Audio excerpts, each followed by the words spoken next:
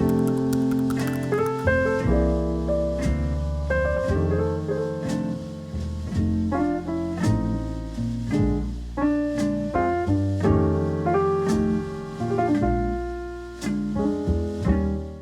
boy will be here at the end of this month, and I figured it is time to start doing some of the nesting things and getting the house prepped. Today we're gonna be focusing on meal prep. If you're new here, my name is Emma Winters. I am a mom of 4 and I am pregnant with our 5th. This is actually only my 3rd time being postpartum. If you're interested in that, I'll link our foster and adoption story. But this time around with postpartum meal prep, I'm doing things a bit different because with my first 2 pregnancies, I did all the meal prep. I spent a week in the kitchen prepping tons of meals, stocking the freezer, and I didn't really like my experience with it. I think it's because I made a lot of things that were more like freezer meal prep style recipes. They just weren't recipes that we made very often. This time around, I'm gonna be approaching it differently. I am going to just keep it really simple. I'm mostly gonna be prepping some proteins for dinner, some snacks, a few breakfast items, and bread for sandwiches and lunch type things. I have a 16-year-old who is going to be helping prepare some of the dinners, as well as my husband. So really, I am just trying to make it a little bit easier on them as they're gonna be preparing most of the food while I'm recovering. None of the recipes I'm making today are super fancy, so if you're looking for more elaborate meals, this is probably not the video for you. But if you are wanting to do some postpartum meal prep and get it done quickly and be simple, yummy recipes, then this is the video for you. So we're gonna go ahead and jump into the recipes. I'm gonna be prepping 4 different types of protein. I'm gonna be doing meatballs, fajita steak, teriyaki chicken thighs, and then like a copycat Chick-fil-A grilled nuggets. For breakfast items, I'm just gonna be making a couple different types of muffins. I think I'll do blueberry and probably chocolate chip, and then a couple snacks and some bread. I'm going to try and prep everything in the next 2.5 hours because I actually have somewhere to be in 2.5 hours. So we need to go ahead and get started on this. I had planned to do more of like a vlog style video while I was prepping all the food, but we had construction going on at our house and it was so noisy. So I'm gonna just do a voiceover for this part of the video. I started out by milling some wheat. I used einkorn for this. I did mill a lot because I'm gonna be making muffins and bread, and I'm gonna be doubling all the recipes that I'm doing today. As usual, all of the recipes I am using today will be down in the description box if you wanna try any of them out. The first recipe I'm working on is muffins. We go through so many muffins around here just on like a weekly basis, but I want to have a lot prepped for easy breakfasts for my husband to make. I'm thinking if he just does a muffin and some eggs or a muffin and a smoothie, that will be a pretty well-rounded breakfast for the kids and is something that he can whip up really quickly. So I am using Sarah Teresa's lemon blueberry sourdough muffin recipe. I'm gonna follow the recipe exactly for one, and then for the chocolate chip muffins, I'm gonna use the same recipe, just omit blueberries and lemon and add in chocolate chips.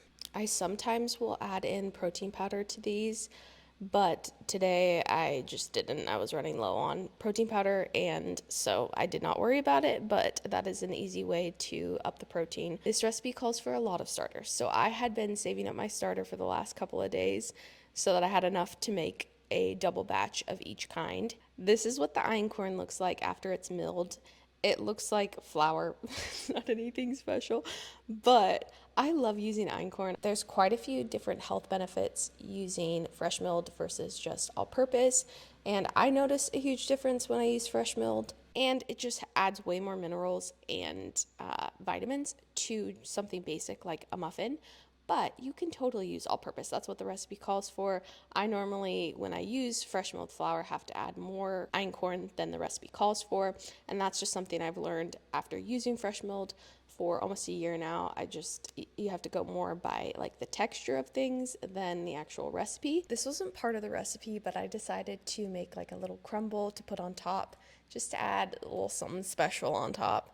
And I just combined butter, brown sugar, oats, and just a little bit of flour, mashed it together, and sprinkled it on top of just the blueberry ones. I didn't do it for the chocolate chip ones because I feel like they don't really need it. Next, I'm getting started on granola bars. I actually just started making these a couple weeks back, and we are all obsessed. Like, this is going to be a staple in our house for sure. They are really simple to make and very few ingredients. This time around, I added collagen and also chia seeds, and I've never done that before, and I really liked it. I couldn't taste the collagen at all. You never know with like collagen or like protein powder if it's just gonna be too much and ruin the whole experience, but you can't tell the collagen in there. I did 3 scoops of collagen powder and then 1/4 of a cup of chia seeds. And again, here I'm doing a double batch. I wanted to have some of these prepped for the kids, but also for me, just as an easy breastfeeding snack. Oats are really good for milk production, and in the first couple of weeks of breastfeeding, I am always so hungry, like insane hunger.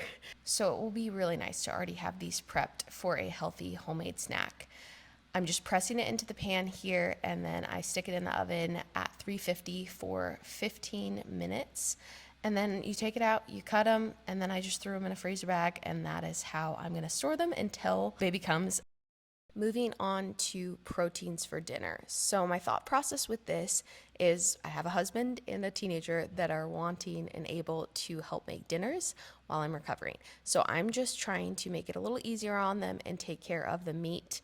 I'm not cooking all of the meat. I am gonna cook these sweet and sour meatballs.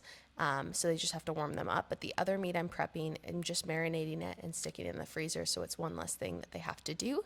But most of these dishes will either be served with like rice or potatoes and some kind of veggie. I figured that would probably be the easiest for them, just to pull some meat out of the freezer the night before and then make some rice as a side, or chop up some potatoes, or even just bake some potatoes and have the meat and the potatoes or rice and veggies all together. So for the meatballs, I bake the meatballs and then I'm making the sauce here, and I'm going to freeze the sauce separate from the meatballs. I'm not going to mix it all together just because I don't want the sauce to burn when they're reheating the meatballs. The next 3 proteins are super simple. I'm just going to be marinating them. This recipe is the copycat Chick-fil-A grilled nuggets. We've made these a couple of times and they are so good.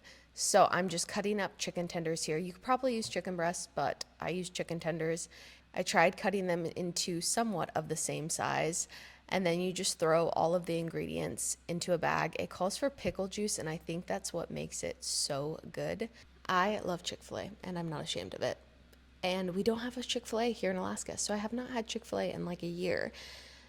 So this sounded really good for a quick postpartum meal. My husband will just pull these out the night before we want to have them for dinner, and then he will cook them on our Blackstone, and we'll probably have them with like homemade French fries. I know this will be a huge hit with everyone.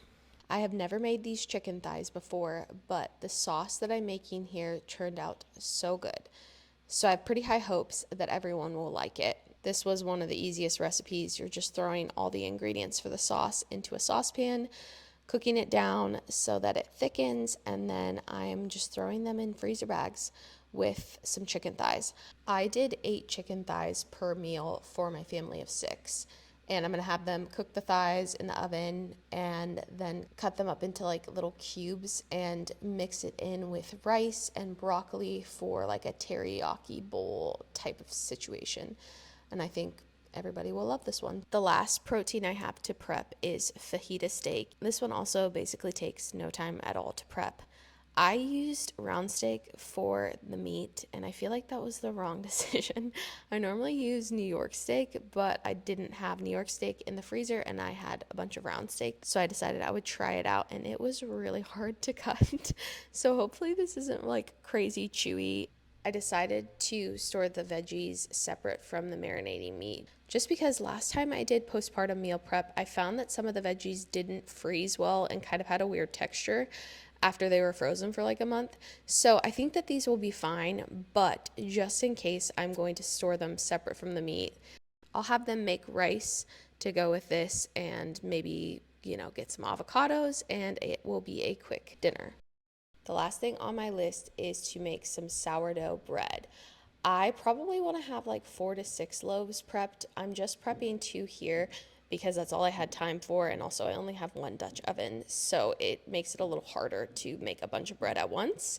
Most times for lunch we do leftovers, but in case we don't have enough leftovers to feed everybody, I want to have lots of bread in the house so that we can make sandwiches and throw together a quick lunch for everybody. I'm doing half einkorn and half all-purpose. I've tried to do 100% einkorn sourdough loaves and they just don't rise for me. So I don't know. If you use fresh milled einkorn and you have some advice for me, please let me know in the comments, because I would love to do 100% einkorn, but I cannot figure it out. So I'm doing a little over half of fresh milled einkorn and then the rest is all purpose.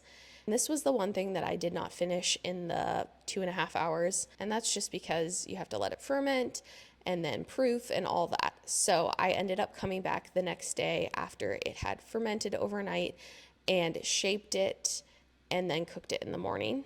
But that finishes up all of my postpartum meal prep. Congratulations if you are also prepping for a new little one. I hope this video saves you time in the kitchen so you don't have to spend a week prepping food very pregnant. Thanks for spending the day in the kitchen with me, and I will see you guys in the next video.